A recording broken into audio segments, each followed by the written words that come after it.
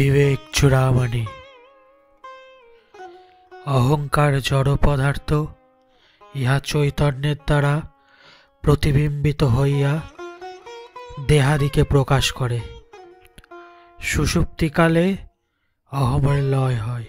সুতরাং অহম আনন্দের অনুভাবক নয়, চিদাত্মাই আনন্দ অনুভব করেন।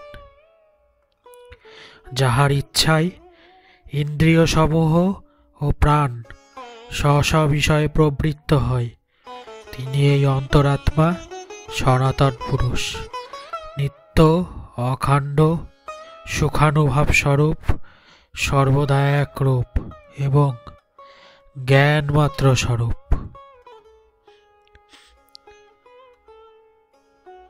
এই দেহে সত্যগুণ প্রধান, অন্তঃকরণে বুদ্ধিরূপ গুহায় এবং কারণ শরীরে জ্যোতির্মান আত্মা শ্রী ও তেজের দ্বারা এই বিশ্বকে প্রকাশ করিয়া ঊর্ধ্বে প্রকাশমান সূর্যের ন্যায় সাক্ষীরূপে বর্তমান রহিয়াছেন।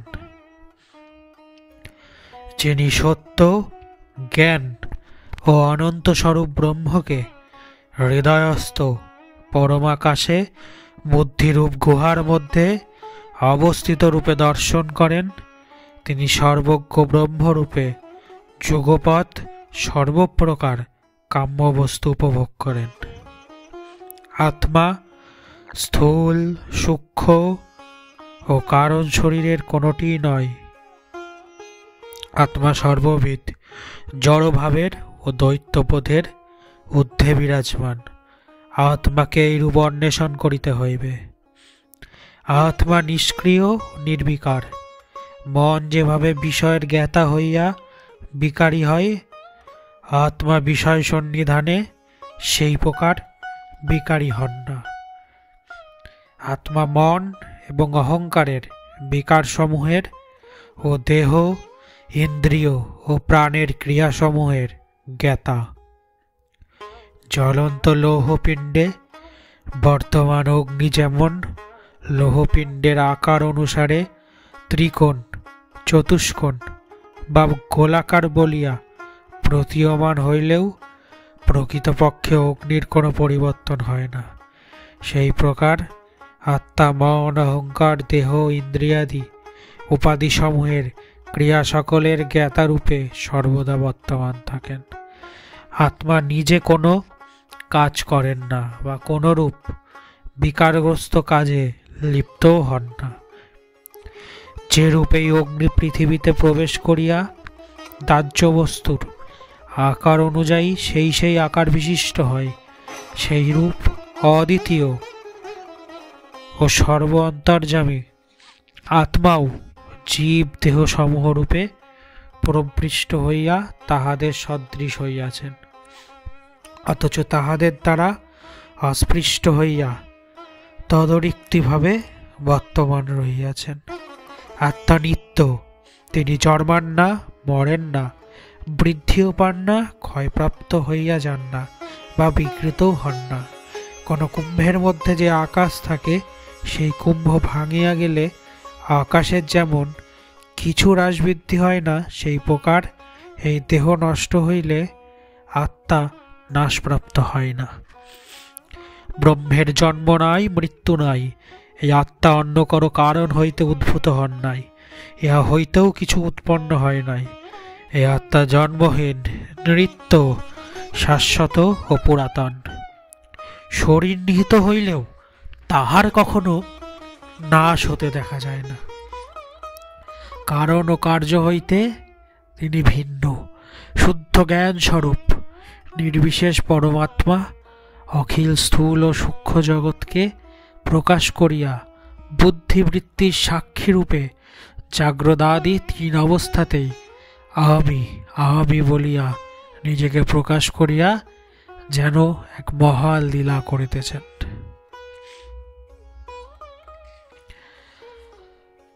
আত্মা ইহলোক ও পরলোকের মধ্যে যথাক্রমে বিচরণ করেন এবং যেন ধ্যান করেন ও যেন সচল হন, কারণ তিনি স্বপ্নে উপস্থিত হইয়া অবিদ্যার পরিমাণস্বরূপ এই জাগ্রতকালীন জগৎকে অতিক্রম করেন। আত্মাকে ক্রিয়া না থাকিলেও বুদ্ধি সাদৃশ্যবশত তাহাকে ক্রিয়া আরোপিত হয়। এইরূপে বুদ্ধির সহিত তাদাত্ম্য অবস্থাবশত আত্মার স্বপ্ন ও জাগরণ হয়। তুমি সংযত মনের এবং শুদ্ধ বুদ্ধির সহায়ে নিজের দেহে পূর্ণবর্ণিত আত্মস্বরূপকে, এই শুদ্ধ আত্মায় আমি, এই প্রকারে প্রত্যক্ষ স্বরূপে অনুভব করো এবং ইহার ফলে জন্ম, মরণ এবং এই অপার দুঃখ সংসার সাগর উত্তীর্ণ হও। ব্রহ্মে স্থিতি লাভ করিয়া কৃতার্থ হও। এই অনাত্মা দেহাদিতে আমি জ্ঞানই বন্ধন। অজ্ঞান হইতে উদ্ভূত এই বন্ধন পুরুষের জন্ম মরণ রূপ ক্লেশ প্রাপ্তির কারণ। এই অজ্ঞানের বশীভূত পুরুষ অনিত্য দেহকে সত্যই এই দেহ আমি জ্ঞান করিয়া বিবিধ ভোগ্য বিষয়ের দ্বারা দেহের পোষণ, মার্জন ও পালন করেন। গুটি পোকা যেমন পরিশ্রমে সুতা উৎপাদন করিয়া সেই সুতা দ্বারা নিজের মরণের হেতু গুটি প্রস্তুত করিয়া থাকে,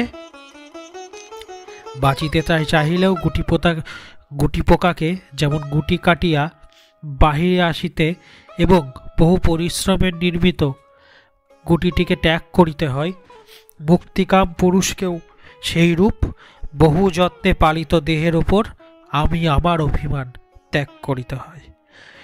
অজ্ঞানাচ্ছন্ন ব্যক্তির যাহা যাহা নয় তাহাকে তাহা বলিয়া ভ্রম হয়। বিবেকের অভাববশতই সর্বকে রজ্জু বলিয়া ভ্রম হইতে পারে। এই ভ্রমের বশীভূত ব্যক্তি যদি রজ্জুকে গ্রহণ করিতে যায় তো তাহার বহু বিপদ আসিয়া উপস্থিত হয়। শোনো সখে, মিথ্যা গ্রহণই বন্ধন, ভ্রম জ্ঞানই বদ্ধ, ইহা বলা হইল। এখন বদ্ধ কোথা হইতে আসিল, এই প্রশ্নের উত্তর দেওয়া হইতেছে।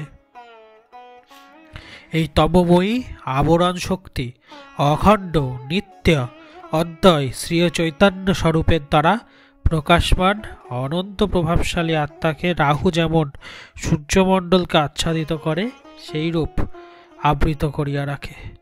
সূর্যমণ্ডলের ওপর পতিত ছায়া অতি তুচ্ছ হইলেও পূর্বগ্রহণকালে মনে হয় সূর্য যেন নাই, সূর্য প্রকাশমান থাকিলেও মনে হয় সূর্য যেন কিরণ দিতেছেন না। এইরূপে মায়ার আবরণ শক্তি দ্বারা আবৃত থাকাই আত্মস্বরূপ আমাদের নিকট প্রকাশ হইতেছেন না। অতি নির্মল শ্রী আত্মস্বরূপ অজ্ঞানের দ্বারা আবৃত হইলে পুরুষ মোহবশত অনাত্মাকে, দেহকে আমি বলিয়া ভ্রম করে। পুরুষ এই ভ্রমের বশীভূত হইলে রজগুণের বিক্ষেপনাশী বলবতী শক্তি তাহাকে কাম ক্রোধাদির বন্ধনে বদ্ধ করিয়া নিদারুণ দুঃখ প্রদান করিতে থাকে। এই নিন্দিত দুঃখফলভাগী ভ্রান্ত পুরুষ মূলাজ্ঞানের দ্বারা আত্মস্বরূপের জ্ঞান নষ্ট হইয়া যাওয়ায় বুদ্ধির বিভিন্ন অবস্থা ও গুণসমূহ নিজের বলিয়া গ্রহণ করিয়া নিজে বুদ্ধির কার্যসমূহের অভিনয় করিতে থাকে এবং বিষয় বিষে পূর্ণ অপার সংসার সাগরে কখনো ডুবিতে আবার কখনো ভাসিতে থাকে। সূর্যের কিরণ দ্বারা উৎপন্ন মেঘমণ্ডল যেমন সূর্যকে সম্পূর্ণরূপে আবৃত করিয়া আকাশ জুড়িয়া থাকে, আত্মা হইতে উৎপন্ন অহংকারও সেই রূপ আত্মতত্ত্বকে আবৃত করিয়া নিজে প্রকাশ পায়। মেঘস্থায়ী বস্তু নয়, মেঘ সরিয়া গেলে সূর্য স্বমহিমায় প্রকাশ পান। এই প্রকার জীবের অজ্ঞান যখন দূরীভূত হয় তখন সে স্বস্বরূপের উপলব্ধি করিয়া আত্মতত্ত্ব প্রাপ্ত হন। মেঘাচ্ছন্ন দিবসে সূর্য গাঢ় মেঘের দ্বারা আচ্ছন্ন হইলে হিমশীতল প্রবল বায়ু যেমন মেঘগুলিকে ইতস্তত তাড়িত করে, প্রগাঢ় অজ্ঞান অন্ধকারের দ্বারা আত্মা আবৃত হইলে বলবতী বিক্ষেপ শক্তি সেই প্রকারে অনাত্মাজ্ঞ পুরুষকে দুঃখের পর দুঃখ ভোগ করায়। উক্ত আবরণ ও বিক্ষেপনাশী দুই শক্তি পুরুষের সংসার বন্ধনের কারণ। এই দুই শক্তির প্রভাবে স্বস্বরূপ বলিয়া জীব শরীরকে আত্মা বলিয়া মনে করিতেছে এবং বারংবার জন্ম মৃত্যুর বন্ধনে পতিত হইতেছে। সংসারকে বৃক্ষের স্বরূপ তুলনা করা হইতেছে। এই সংসার রূপ বৃক্ষের উপাদান কারণ হচ্ছে অজ্ঞান। দেহে আত্মবুদ্ধি এই বৃক্ষের অঙ্কুর, আসক্ত ইহার পল্লব, কর্মসমূহ ইহার জল, দেহ ইহার স্কন্ধ, প্রাণসমূহ ইহার শাখা, ইন্দ্রিয়সমূহ শাখা সকলের অগ্রভাগ স্থানীয়, বিষয় সকল ইহার পুষ্প, এবং নানা কর্ম হইতে উৎপন্ন বহুবিধ দুঃখ এই সংসার বৃক্ষের ফলে সহিত তুলনীয়। কর্মফল ভোগকারী জীব এই সংসার বৃক্ষে বাসকারী এক পক্ষী। দেহাদিতে আত্মবুদ্ধিরূপ সংসার বন্ধন অজ্ঞান হইতে উৎপন্ন, কারণাসক্তবশত আদিরহিত ও অন্তরিত বলিয়া কথিত হয়। এই অনাত্মা বন্ধনই জীবের জন্ম, মৃত্যু, ব্যাধি আর জরারূপ দুঃখ প্রবাহে পতনের কারণ হয়। অনাত্মা বন্ধনকে আক্ষেপিকভাবে অনন্ত বলা হইল। যতক্ষণ অজ্ঞান ততক্ষণই বন্ধন, আত্মজ্ঞানের উদয়ে ইহার নাশ হয়। অজ্ঞানের উৎপত্তি করে কি প্রকার হইতেছে তাহা কেহ জানে না, তাই ইহাকে অনাদি বলা হয়। অস্ত্র, শস্ত্র, বায়ু, অগ্নি প্রভৃতি উপায়ের দ্বারা এই বদ্ধচ্ছেদন সম্ভব নয়। শ্রুতি স্মৃতিবিহিত অসংখ্য কর্মের অনুষ্ঠানের দ্বারাও ইহাকে ছিন্ন করা যায় না। চিত্তের প্রসন্নতা, আত্মাভিমুখিতা এবং তীক্ষ্ণ মনোহর বিচার হইতে উৎপন্ন জ্ঞান রূপ অসীব্যতীত আর কোনো উপায়ে ইহার উচ্ছেদ সম্ভব নয়। মন প্রভৃতি ইন্দ্রিয় অজ্ঞান অবস্থায় জীবের ধাত্রী বা বিধাতা, তাহারা যেমন চালায় তেমনি চলি, সে সকল প্রসন্ন অর্থাৎ শুদ্ধ হওয়ার পর আত্ম অনুভূতি সম্ভব হয়।